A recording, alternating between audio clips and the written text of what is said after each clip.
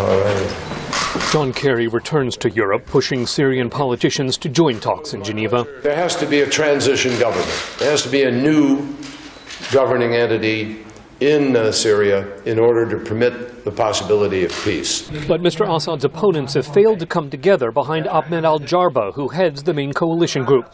That's blocking agreement on joining talks, says American University professor Akbar Ahmed. I think the Syrian opposition has unfortunately failed on two counts. Number one, to organize all the various different groups that are fighting, that are involved under one joint leadership. Number two, failed to produce that charismatic leader who normally emerges in a situation like this so that people see an alternative. Ahmed says the growth of al-Qaeda-affiliated militia further undermines the opposition, especially as some fighters are breaking away from the main rebel Free Syrian Army.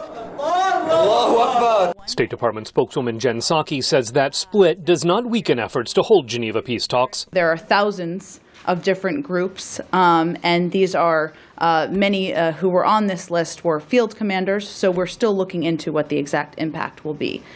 Clearly, the opposition participation in a Geneva conference is vital. With more civilians fleeing fighting, there are also questions about how inclusive a transitional government would come from those Geneva talks. U.S. Institute of Peace analyst Manal Omar. There is an agreement among the opposition that it would need to be a government of inclusion. There's an understanding of trying to find ways to protect the minorities, including the Alawites.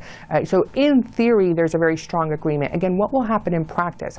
President Assad says foreign terrorists are targeting his Alawite minority and trying to divide the country.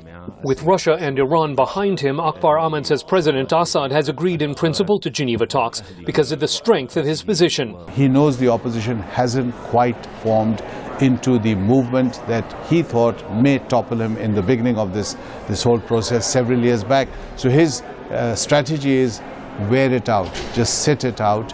President Assad's staying power unsettles some of his younger opponents who've watched the return of military power in Egypt, says Manal Omar.